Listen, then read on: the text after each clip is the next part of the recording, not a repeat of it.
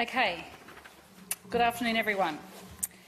Well, today we are delivering a traditional Labor budget focusing on health, education and housing.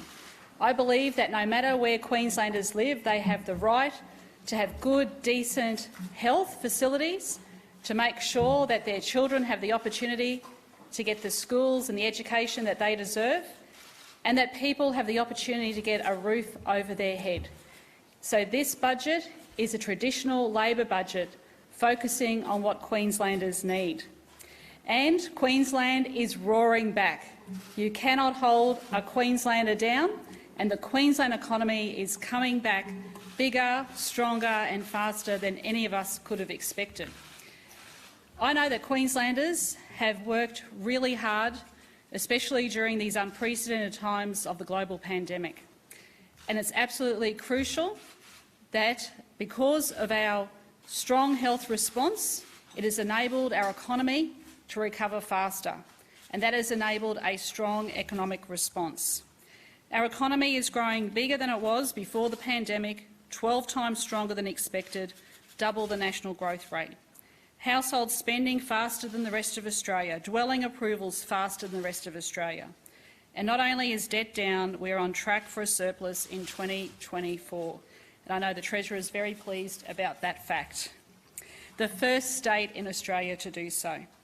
And of course, we're continuing with our big expenditure on the roads, the rail, the infrastructure that is needed right across Queensland, with 61% of our capital spend in regional Queensland. Queensland is a big state, it's a growing state, and we need to cater for all of that. Our health budget will include, of course, our 7 new satellite hospitals. It will include expansions and redevelopments in Caboolture, Ipswich, Cairns, Atherton, Thursday Island, Serena, Mer Island, Gold Coast, Hervey Bay and Maryborough, plus also upgraded infrastructure in areas such as Camberwell, St George, Morven, Charleville, Blackwater, Windora, Mowra and Woorabinda. This is a big state. And in education, we'll have a record budget, $18.3 billion, including 10 new schools, 5 in the Ipswich area, 3 in Logan, 1 in Redland Bay and another on the Sunshine Coast. We've already announced our signature $2 billion renewable energy fund, making sure that we can achieve our 50% renewable energy target by 2030. We're backing Queenslanders. This budget is about jobs, ensuring that no matter where you live, our children get the skills and training they need to get good, decent, secure jobs. And we're bringing manufacturing back to Queensland as well. Housing is incredibly important, and I'm so pleased that this traditional Labor budget we will have $1.9 billion for social housing, adding more than 6,000 homes. This is incredibly important. There is a lot of housing stress out there. We have listened to what people are saying, and we will build the necessary housing. Over $6 billion in concessions for cheaper electricity, rent and transport, and another signature item, $300 million to support the path to treaty. We want to make sure that the funding is there and that it is properly resourced, because we believe that this is very important to the people, our First Nations people. And finally, I might end on this note before handing over to the Treasurer. Queensland is on the verge of also securing the world's biggest event, and no one should underestimate this. Queensland's time to shine is now, and next month we could be the home of the 2032 Olympics. This gives Queensland and families and our children across all of our schools hope.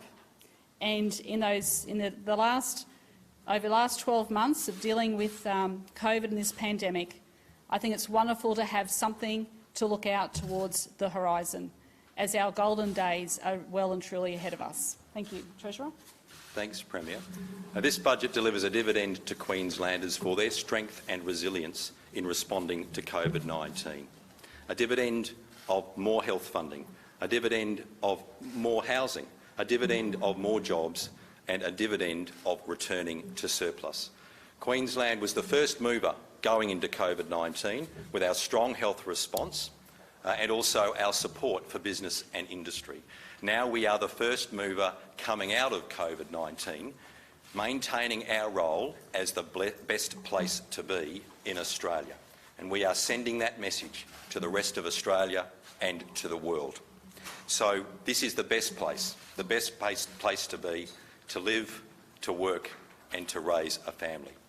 The budget also sets us up as a front runner on the international stage, sending a strong message in relation to those new industries that will create jobs, new manufacturing industries around the state, and it will also set us up as an energy superpower, a message we want to send to the rest of the world. Happy to take questions. How's this compared to 6 months ago? What do you have to compare them? Well, we're seeing a strong recovery in the Queensland economy. The jobs are coming back, the economy is coming back, and Queensland is coming back. And we're so happy about that. This, as I said, is a dividend to Queenslanders. They worked so hard. They took the health advice. Everything that was asked of Queenslanders, they did, and more. And now they're getting that dividend back. And we're seeing that strong jobs growth, strong economic recovery, a strengthening of our fiscal position, which sets us up strongly for the future.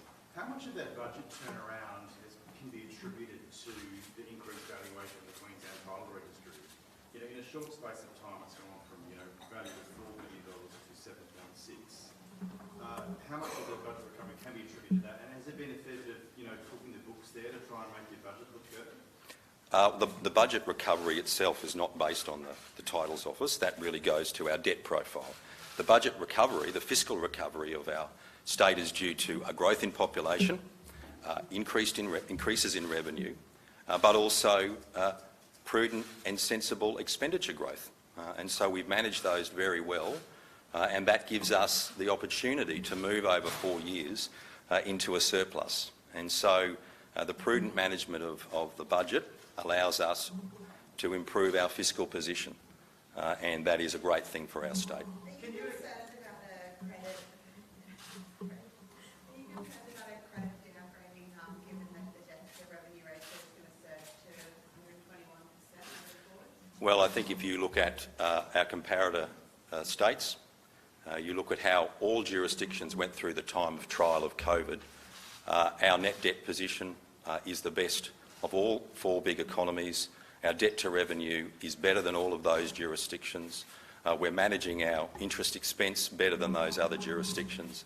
I'm confident, as we saw last year, as best I can, that our credit rating will remain stable when New South Wales and Victoria had their credit rating downgraded. Did the ratings agencies say to you that you needed to start paying off some of that debt that was going to hit, the total debt was going to hit 130 billion? Did they say you needed to start paying some of that off, otherwise you could be liable for a ratings downgrade? No, this is a decision we've made. These are the decisions we've made to reduce debt, to reprofile deficits, to reduce deficits, and that's going to result in a stronger budget position for Queensland, which I think is to the benefit of all Queenslanders, particularly businesses and industry sectors that want to invest in our state. We've got a stable tax profile, we've got strong government investment, we've got, but for last year, the biggest infrastructure spend for a decade over 4 years.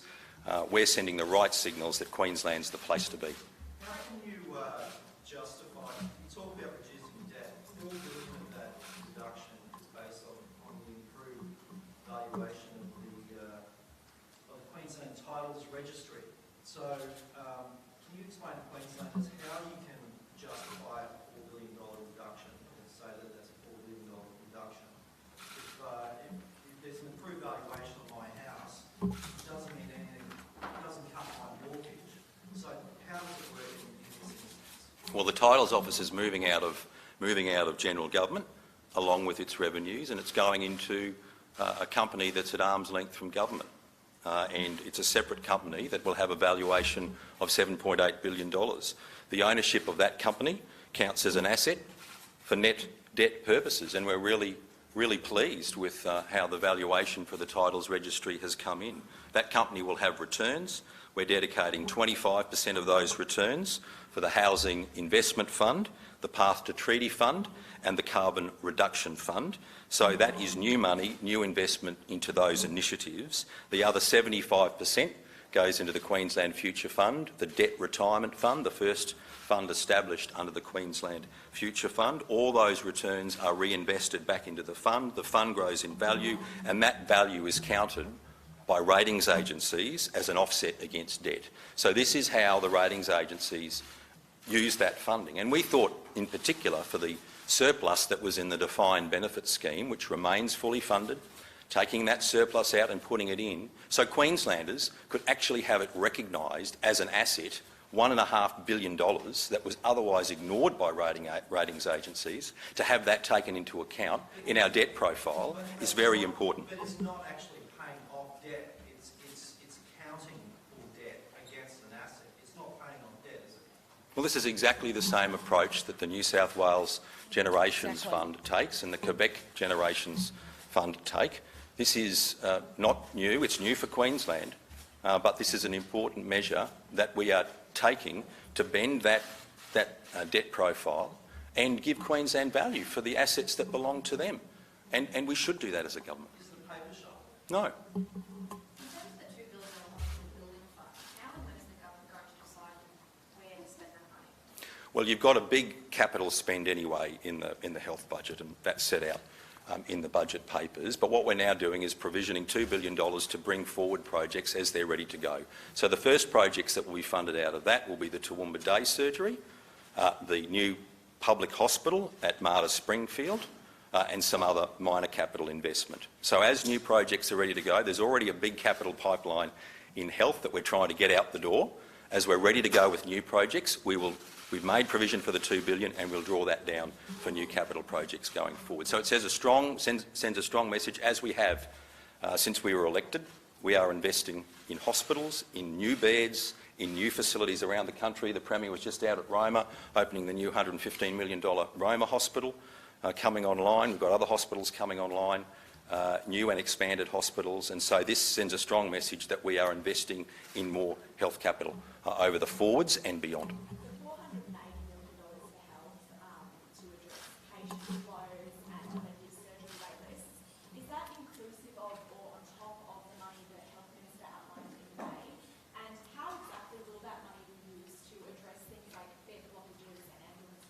Well, it's on top of, that's more recurrent funding, on top of what the Health Minister's already announced. I'll probably leave it to the Health Minister and the Department to say how that's going to be used, but principally it will be used for supporting more activity in the public health system. So in particular focusing on what our ambulance service might need and what our emergency departments might need. Why did you decide to abandon the principle around growth in public service? Because we think measuring our investment and measuring the expenditure on public servants is a better measure and a more realistic measure for governments. What are you spending? What are you spending on the public service, as distinct from using a head count to measure that? So we publish the head count, but we think the better way to manage that and to recognise what governments actually do, which is find the money to put into people, that's a better measure of how we should manage that growth profile in the future. And are you comfortable with the growth in public service? Yes. Of the $750 million in savings that you announced today, how much of that came from the public service hiring freeze, or that hiring freeze and this financial? No, the 750 is profiled in the budget. You will see that. There's a table, and there's also details of how that's been profiled across the public service. And so that's funding that generally growth funding, a proportion of growth funding that won't go to agencies. But the reality is $750 million over the 2020-2021 financial year is 1.1% of expenditure. And so that sends a strong message. It's not a significant amount, but it's an important amount over the expenditure profile of the state, because it says to the public sector in particular, to deliver on what I said when I did my first economic statement as Treasurer, when I stood up on the day of the federal budget last year. We need to focus on the front line, on creating jobs and on delivering infrastructure.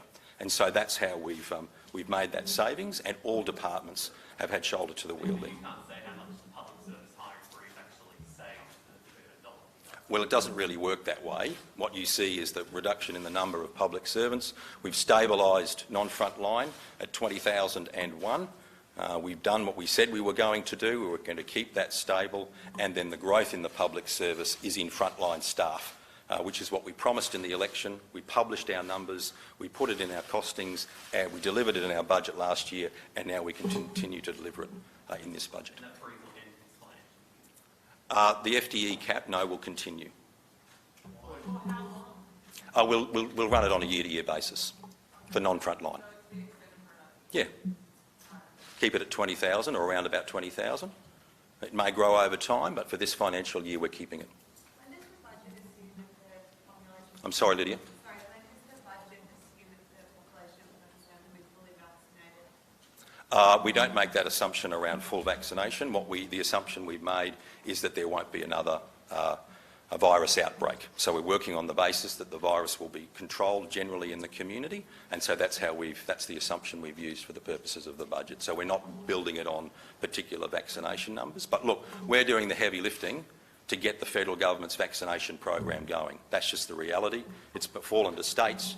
The Constitution says, Section 51 says the Commonwealth's responsible for quarantine. We've had to do the heavy lifting there. We've had to do the heavy lifting on vaccines. We're going to continue to do that. And I might just add too, just with the vaccine too, it's dependent on supply.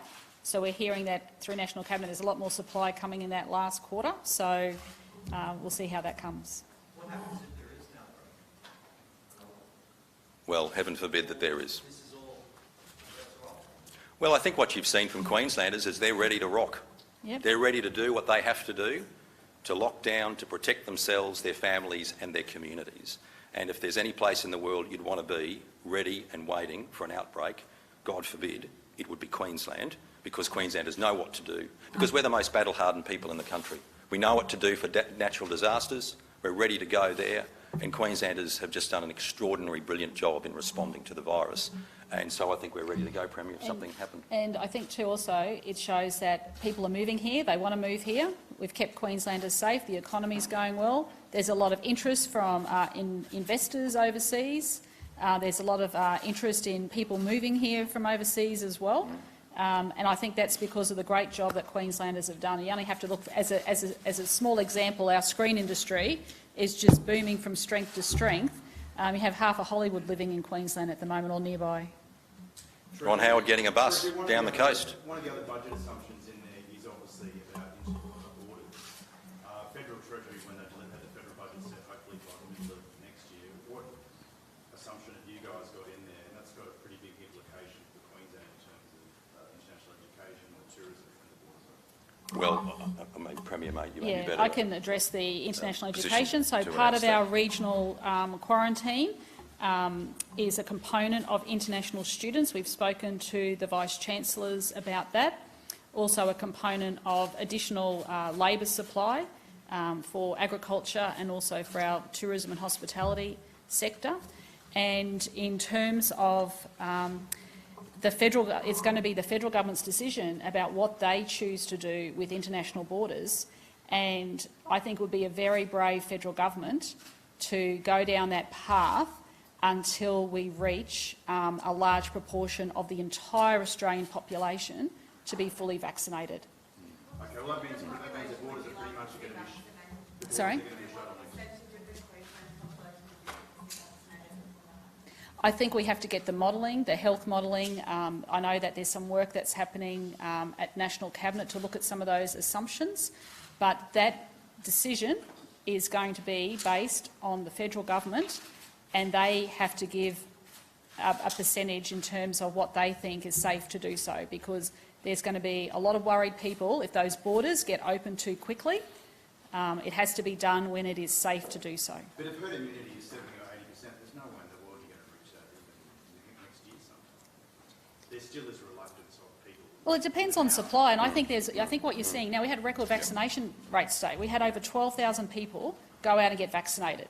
So I think there's a lot of people that want to get their vaccine. They are waiting on supply, and I think we should have this conversation more at the end of the year to see what the rates are. And I think Queenslanders want to do the right thing. But there's still a reluctance, so the PM has had to write a letter with the Health Minister to people aged over 70, the people who had the first go at getting a vaccine, because there's still a reluctance there for people to be vaccinated, whether it's AstraZeneca or Pfizer.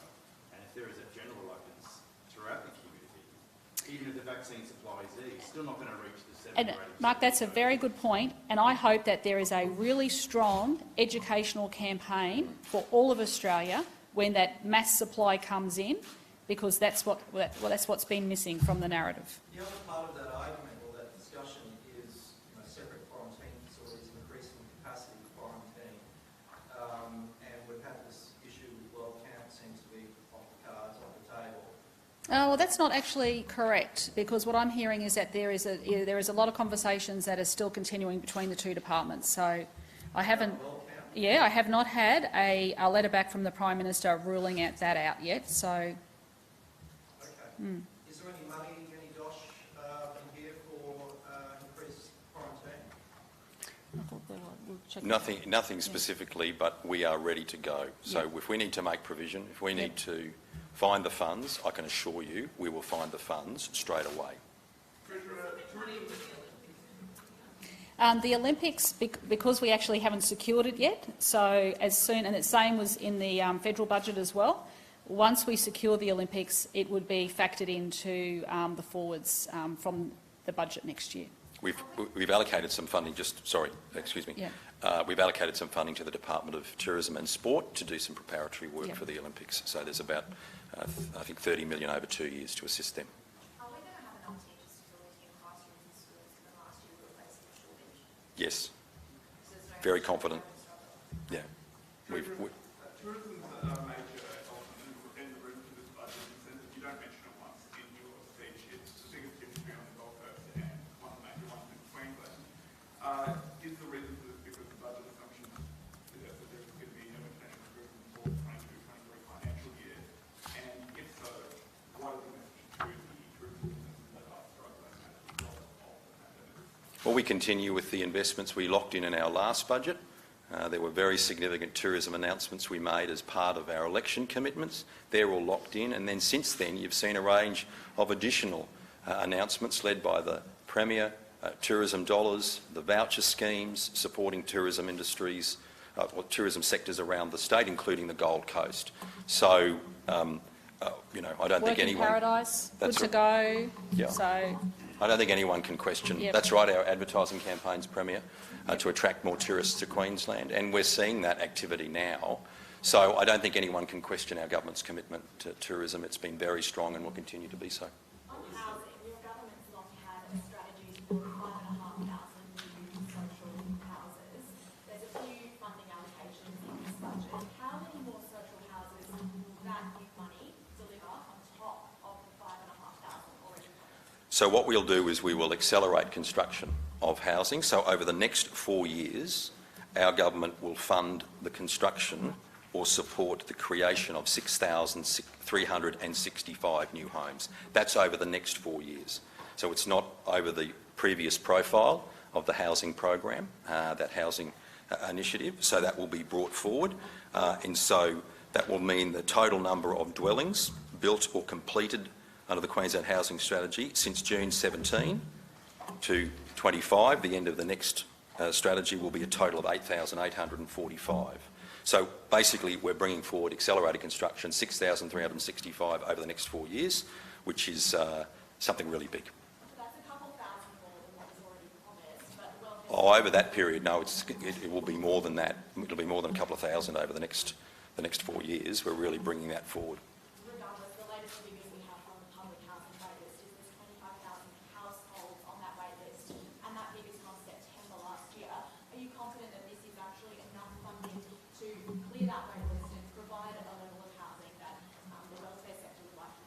Yeah, I'm very confident. This is one of the single biggest investments any government's made into housing. We made the biggest investment in housing since that period after the Second World War. We're now really turbocharging that, accelerating that with the $1 billion Housing Investment Fund. And what that does provide, for the first time, the income from that fund will be drawn down every year to be focused solely on social, public and affordable housing, and that's something that's never happened before in Queensland. So we're confident this will make this will be a huge step forward for our state in delivering, putting roofs over people's heads. Treasurer, did you say you're going to clear the wait list? No, we'll take a huge step forward through this investment to create those 6,300 new homes. Emily is saying there's a big disparity in the wait list and what actually construction is. That's the issue here that the sector has. Well, we're making one of the biggest investments we've ever made to produce more houses. Budget, which is health, education and housing. You've got the health system in crisis. You've got the housing system with long wait lists. Well, we don't accept that.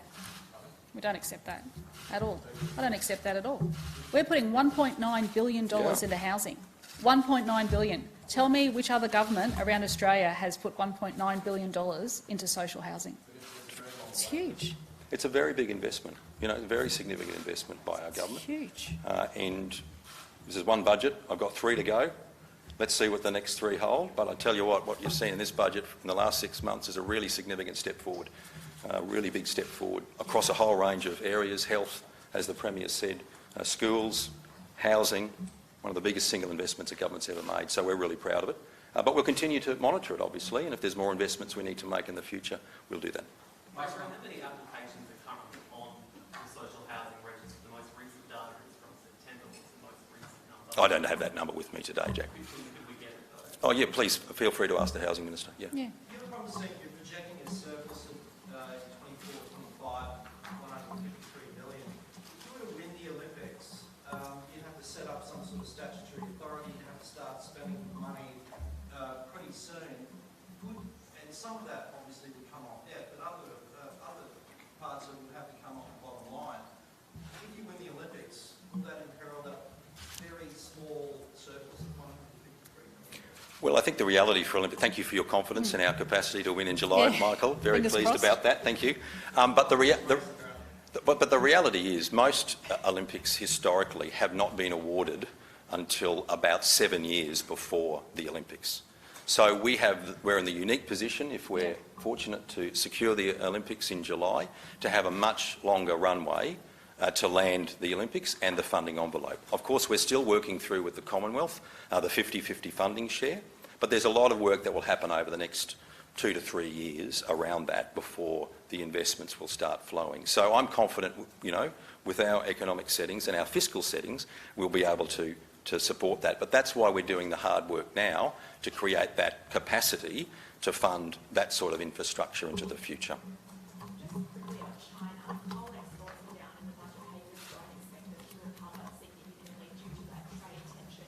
How much of a concern is the ongoing tension in that relationship for Queensland? Look, that's a very good question. Of course, we'd like to see improvements there because it affects Queensland jobs.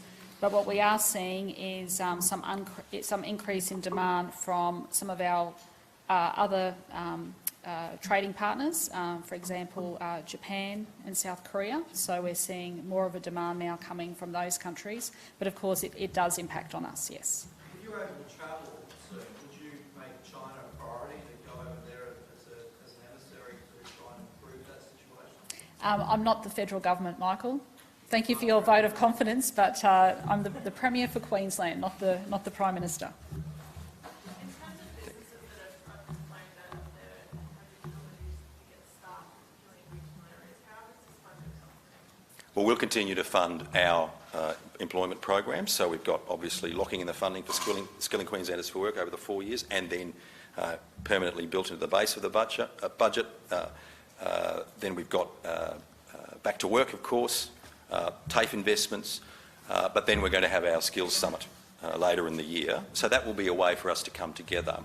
And I think the important thing about the Skills Summit too is that it's not just going to be the state that will do the lifting there. The federal government has an incredible investment in employment programs. In fact, they're the principal government responsible for that. So we'll be looking to work with the federal government and local government, I must say.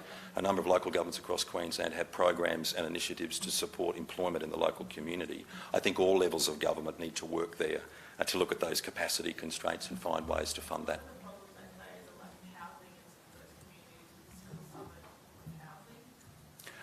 It may.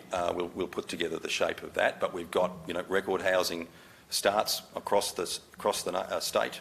We've got more houses being built than we've ever had, really. And Home Builder and our first home owners program, our regional boost, that's all contributed to that. And now we've got this incredible boost in social and public housing, which will come through very quickly as well. So, of course, we've got to get the projects going, we've got to get the foundations built, we've got to get the roofs on, but then people can move in. So we're confident that the steps we're taking will help alleviate those pressures. And is that public service hire increase likely to last throughout until you achieve those $3 billion of savings? No, that's not how it works. The public service cap may contribute to that, but it's not the way you would necessarily make those $3 billion in savings. But we've done what we had to do, and it hasn't made any impact on service delivery, on what we're doing across Queensland. In fact, you've seen a growth in investment across portfolios, and that will continue into the future. Will the public service wage freeze continue when the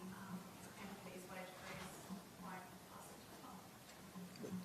Well, because we've got an independent tribunal, and of course the public service gets, of course, back pay coming through to them as well. So. Yes, they can. Of course, the Queensland Industrial Relations Commission can determine wage outcomes if they can't be negotiated with the government. And that's happened before, and it may very well happen again. Why is the government continuing that hiring freeze? Because we're going to continue the focus on frontline services and frontline staff, and that's very important in a growing state. But having said that, Jack, I read a few editorials in my time in a few newspapers talking about the bloated public service, that there were too many public servants, and now we've got a cap on it.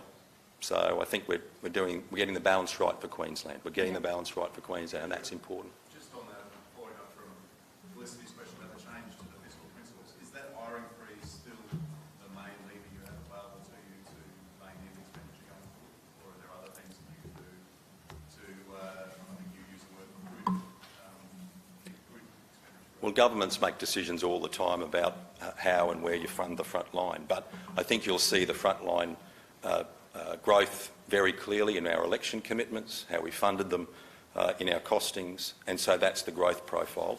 But that won't rule out additional frontline staff as we need them, particularly in those critically important areas, health and education. But across the board, you're not revisiting the size of the efficiency dividend or anything like that to No, operate your expenditure? no, not at this time. Premier, the climate change plan from 2020 to 2031, we're really using the last one. We're in 21, we haven't seen it yet. When are you going to see it? The Environment Minister's working on that at the moment, so it'll be released when it goes to Cabinet. Gotta go. Thank you Okay. very much. All right. Thanks, everyone. Thanks for your time.